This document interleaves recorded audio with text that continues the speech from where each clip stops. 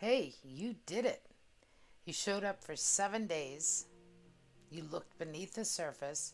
You named what you've been avoiding. You got honest about the struggles, the strongholds, the lies, and the burdens. You traced the ripple effect. You painted a vision of who you're becoming. That's not small work, that's brave work. And before we move into week 2, I want you to pause, take a breath, look back at what you've done, and let it sink in. Because transformation doesn't happen in one giant leap, it happens in small, courageous steps. And you just took 7 of them. Today we're reflecting on week 1, discovery. We're bringing it all together, we're celebrating your progress, and we're preparing for what comes next. So let's reflect. But before we dive in, welcome to Graceful Growth in Midlife. I'm Teresa. If you're new here, this podcast is where we navigate cultural chaos and personal struggles with biblical clarity and grace. We're figuring this out together, creating unshakable faith in an unstable world. Before we jump in, if you haven't joined the free Unshakeable 21-day faith journey yet, you can sign up at thegracefulgrowth.com/unshakable. It's a complete downloadable workbook with daily emails walking you through discovery, understanding, and healing, designed to help you build unshakable faith in an unstable world. Now here's the thing, it's called the 21-day journey, but you don't have to do it in 21 straight days. You can work through it at your own pace, take time to absorb it, sit with the hard questions. Some days might take more than one day, and that's completely okay. It's not a race. It's about depth, not speed. Also, if you find you need more space for journaling than what's provided in the section, there are additional journal pages in the section, but also more in the back. So use them, fill them up. This is your journey, and you've got to make it work the way it works best for you. And these episodes, they're your companion content, going even deeper into each day's theme. All right, let's get into this. So here's what happened this week. Day 1, you got honest about why you're here. You named the struggles that brought you to this journey without sanitizing them. You painted a picture of what freedom would look like. You acknowledged what you're afraid might happen if you go deeper with God. Day 2 and 3, you learned the difference between strongholds and lies. You identified the patterns that feel impossible to break and the false beliefs fueling those patterns. You started connecting the dots between what you believe about yourself and how you live. Day 4, you looked honestly at who you are right now. Not who you were, not who you're becoming, but who you are today. Strengths and weaknesses, needs and wants, seeing yourself the way God sees you. Day 5, you made your burden list. You named specifically what's weighing you down. Health, relationships, work, habits, emotions. You identified what you've been carrying alone without bringing it to God. Day 6, you traced the ripple effect. You saw how your burdens affect your mood, energy, relationships, health, patience, and joy. You acknowledged who else is impacted by what you're carrying. And day 7, you painted a vision. You imagined what freedom looks like in concrete daily terms. You identified what becomes possible when you're no longer weighed down. You wrestled with doubt and held on to hope. That's a lot of ground to cover in 7 days. And I want you to take a moment to acknowledge that. You didn't just read about transformation, you did the actual work of excavation. You looked at things you've been avoiding, you named things you've been hiding. That takes courage. So before we move forward, we're pausing to reflect, because reflection is how insights become transformation. It's how information moves from your head to your heart.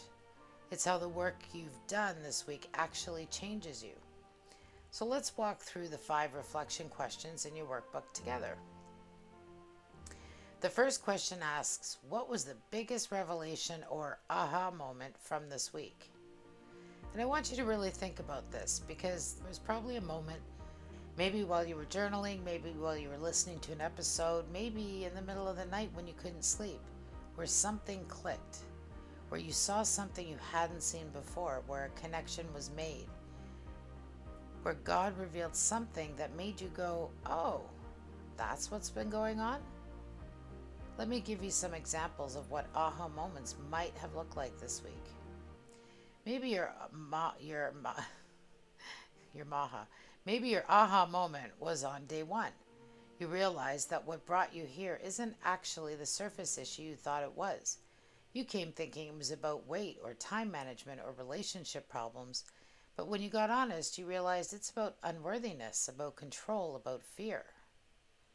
The surface issue is just a symptom, and this week God showed you what's underneath.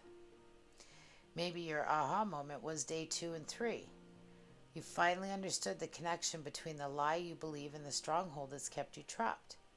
You saw that your people pleasing isn't just a personality trait, it's fueled by the lie that you're only valuable if you're useful.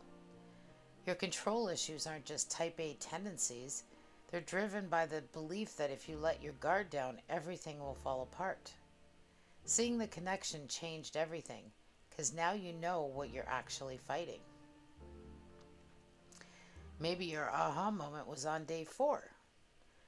You realized you've been so harsh with yourself, you've been treating yourself in ways you would never treat anyone else. And for the first time, you started to see yourself the way God sees you, with both honesty and compassion. Or maybe the opposite happened. Maybe you realized you've been in denial, glossing over real issues, refusing to acknowledge what actually needs attention. And God gently but firmly showed you it's time to stop pretending. Maybe your aha moment was on day 5. You made your burden list and realized you're carrying way more than you thought you were. You've been telling yourself, I'm fine, I can handle it, while slowly being crushed under the weight you never were meant to carry. Seeing it all written down made it real, made it undeniable, made it urgent. Maybe your aha moment was on day 6. You traced the ripple effect and realized your burdens aren't just affecting you. They're affecting everyone else around you. Your kids are bearing the weight of your unhealed anger. Your spouse has experienced the fallout of your anxiety. Your friends are feeling the distance created by your shame. And seeing that, really seeing the full cost, made you realize you can't keep tolerating this, not for you and not for the people you love. And maybe your aha moment came on day 7. You painted a vision of freedom and realized you've been living half a life. You've adapted to the weight for so long that you forgot what it felt like to be free. And for the first time in a long time, you let yourself hope that maybe, just maybe, it could be different. Whatever your aha moment was, write it down. Name it specifically. Don't minimize it. Don't gloss over it. Because that revelation, that's God doing His work in you. That's the Holy Spirit bringing truth to light. That's the beginning of transformation. Hold on to it. Come back to it. Let it do its work in you. The second question asks, which day was hardest for you and why? This one matters because the things that are hardest to look at are usually the things that need most attention. We avoid what we're not ready to face. We minimize what feels too big to handle. We skim past what's too painful to examine closely. But God doesn't let us stay there. He gently, and sometimes not so gently, brings us back to the hard places because that's where the healing needs to happen. So which day was hardest for you? Was it day 1? Was it hard to get honest about why you're really here? To admit that the polished version you present to the world isn't the whole truth? To name the actual struggles instead of the sanitized ones? Maybe it was hard because you've spent so long hiding, performing, keeping up appearances. And getting honest felt like giving up, like admitting defeat, like confirming what you've been afraid of all along, that you don't have it all together. Was it day 2 or 3? Was it hard to identify your strongholds and lies? To look at the patterns you've had for years and realize they're not just bad habits, they're spiritual bondage? Maybe it was hard because you had to acknowledge that trying harder isn't enough, that you can't willpower your way out of a belief problem, that this is going to require more than surface solutions. Was it day 4? Was it hard to look honestly at yourself? To describe yourself without being harsh, but also without glossing over what's real? Maybe it was hard because you realized how critical you are of yourself, or how much you've been in denial, or how disconnected you've become from who you really actually are versus who you think you should be. What about day 5? Was it hard to make your burden list? To see in black and white everything you've been carrying? Maybe it was hard because it made you feel overwhelmed, like the list was too long, like there's too much to fix, like you don't even know where to start. Or maybe it was hard because you had to admit you've been carrying things alone that you were never meant to carry alone, and acknowledging that felt like admitting you need help, and needing help felt like weakness. Or what about day 6? Was it hard to trace the ripple effect, to see how your burdens are affecting the people you love? Maybe it was hard because guilt showed up, shame showed up. The voice that says you're ruining your kids, or you're failing your marriage, or you're a burden to everyone around you. And looking at the impact felt like confirmation of what you've been afraid of all along. Finally, was it day 7? Was it hard to paint a vision of freedom? To imagine what life could look like on the other side? Maybe it was hard because you don't actually believe it's possible for you. You can't see it for other people, but for you, the doubt is too loud, the fear is too strong, the history of failed attempts is too long. Or maybe it was hard because painting the vision made you realize how far you are from it, and that felt discouraging instead of motivating.